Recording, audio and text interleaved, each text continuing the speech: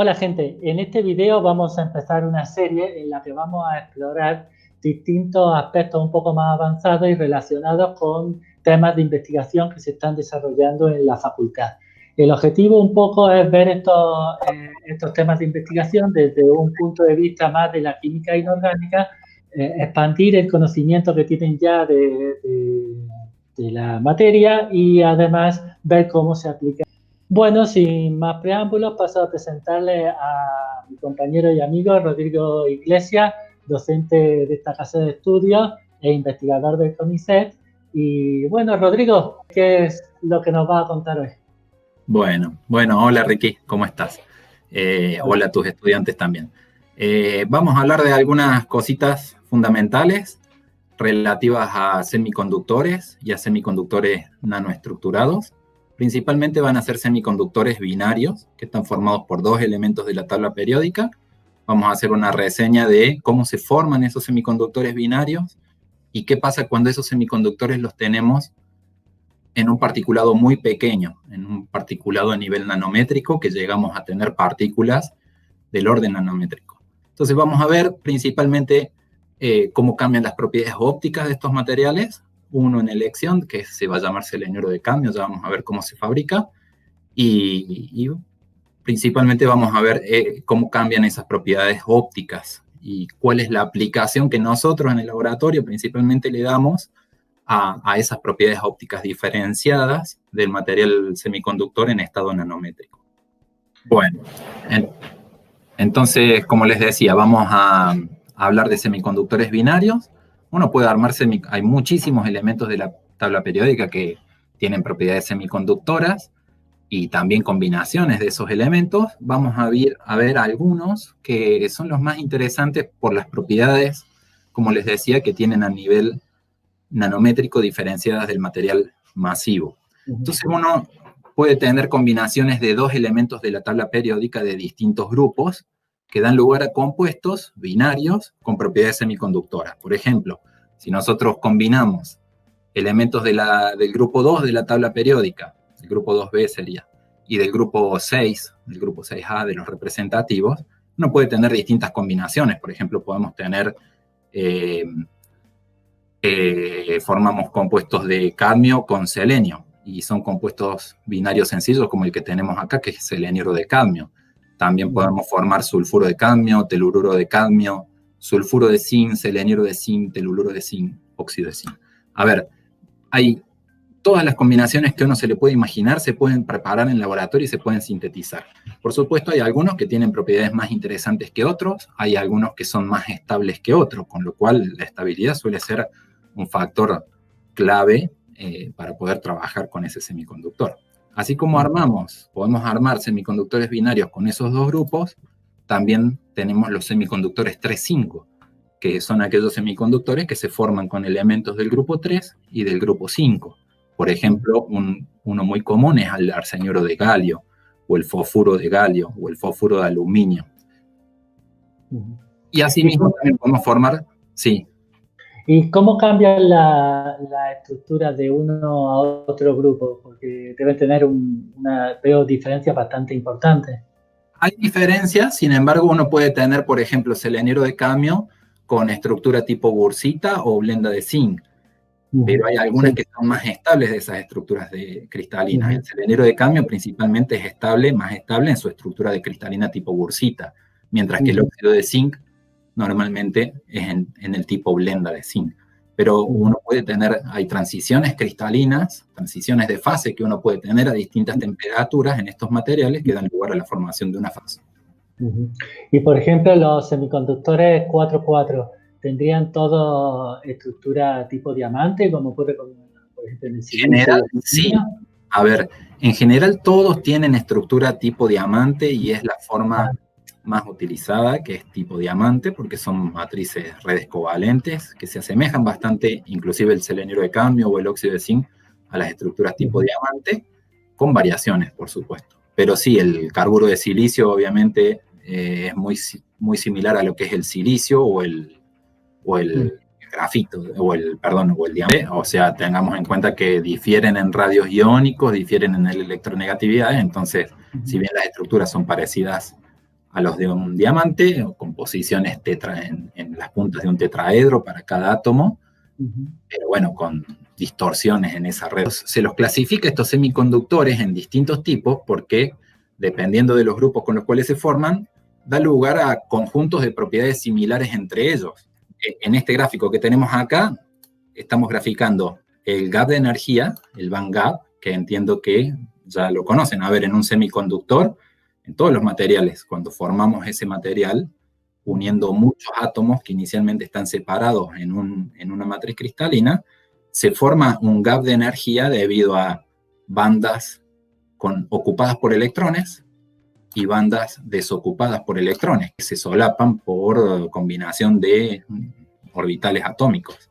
Y para el caso de los semiconductores, la separación de energía entre esas dos regiones continuas de niveles es característico del material. A ver, los semiconductores tienen que tener determinado valor de band gap. Después podemos ver algunos valores. Acá se ven valores de alrededor de 2 electronvoltios.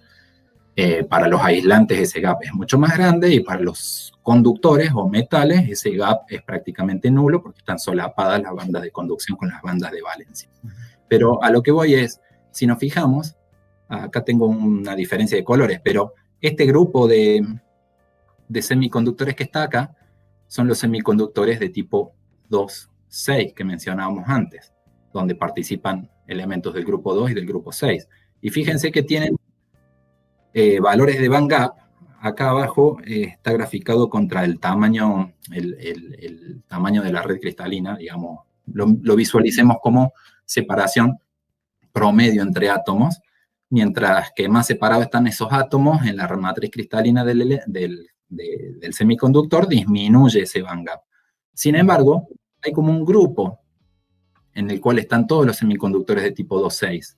Después otro grupo se agrupan donde están los semiconductores de tipo 3,5. Y después otro grupo con band gap mucho menores, donde están los semiconductores de tipo 4,4.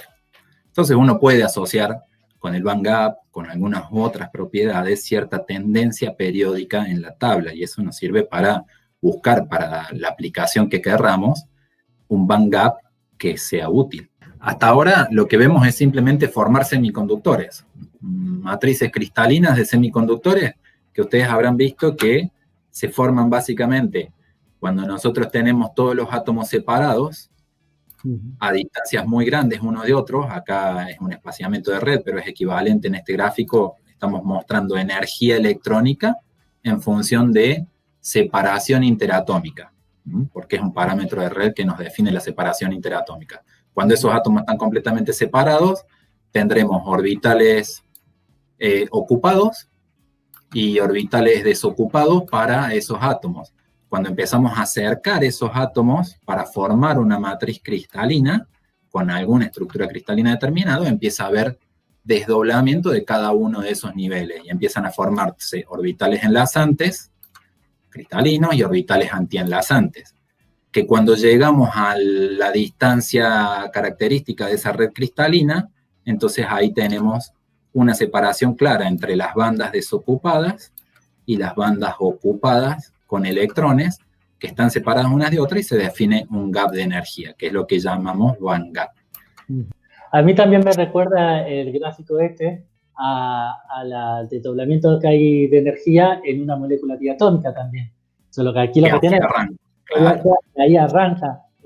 Claro, ahí arranca. En realidad, cuando tenemos una molécula diatómica, acercamos los átomos y los orbitales atómicos ocupados se desdoblan. Cada orbital, cuando empieza a interaccionar con el átomo de vecino, se desdobla en dos. Nuestro interés es llevar estos materiales, esta descripción masiva de un semiconductor, a un particulado muy pequeño. A ver, cuando achicamos mucho el tamaño de un cristal, esta visualización que tenemos, cualitativa, de bandas continuas de valencia, bandas continuas de conducción, es básicamente para un cristal grande, un cristal del orden de varios micrómetros y para arriba. En cambio, si nosotros empezamos a achicar esos cristales, lo que ocurre es que ahora participan mucho menos orbitales atómicos a la hora de formar nuestra matriz cristalina. Al participar muchos menos cristales, ahora lo que tenemos es mucho menos niveles de energía en el cristal formado, ocupados y desocupados. Cuando llegamos a una región nanométrica, vamos a ver cuán nanométrica tiene que ser, vamos a empezar a notar en las propiedades del material que empieza a aumentar el bandgap. El bandgap aumenta, aumenta, aumenta. ¿Por qué aumenta? Y porque cada vez tenemos menos niveles de energía para combinar y cada vez más se hace notoria la separación entre los orbitales ocupados y los orbitales desocupados. Eso trae consecuencias muy grandes porque ya sabemos que los colores que tiene una sustancia están determinados por la absorción de fotones para promover electrones desde estados ocupados a estados desocupados. Entonces, por ejemplo, para esta esquematización que tenemos acá de un cristal pequeño de estos semiconductores binarios, si promovemos un electrón desde la banda de valencia a la banda de conducción, necesitamos esta cantidad de energía o este cuanto de energía, cualitativamente hablando. En cambio, en este otro del último, que es más pequeño, necesitamos un cuanto de energía más grande, necesitamos un fotón de mayor energía para lograr esa promoción. Cuando nosotros normalmente escuchan hablar de nanociencia, ¿qué es la nanociencia? Y es el estudio de las propiedades diferenciadas de los materiales a nivel nanoscópico. En general, para la mayoría de los sistemas, esa diferenciación en las propiedades es principalmente debida al aumento de la relación superficial a volumen, de la relación superficie a volumen de la partícula. Cuando una partícula de cualquier material lo hacemos cada vez más pequeño, pensando en una esferita, llega un momento que esa esferita es tan pequeña que tiene casi todos sus átomos, sea del compuesto que sea, en la superficie. Y no es un material masivo, empieza a no ser un material masivo. Muchas propiedades derivan de eso. Por ejemplo, en este gráfico que tenemos a la derecha, es un gráfico esquemático con valores aproximados para un semiconductor tipo germanio, silicio. Cuando tenemos un semiconductor que tiene más de 15, 20 nanómetros, la mayoría de los átomos son del material masivo, están en el centro del cristal, mientras que unos pocos átomos forman la superficie de ese cristal. Pero cuando achicamos ese tamaño del cristal, a medida que más pequeño es ese cristal, tenemos cada vez menos átomos adentro del cristal y cada vez, en forma relativa, más átomos en la superficie. Llegado al extremo, por ejemplo, partículas de 3, 4 nanómetros pueden llegar a tener muchos más átomos en la superficie, muchos más átomos en la superficie, que es la línea azul, que adentro del cristal.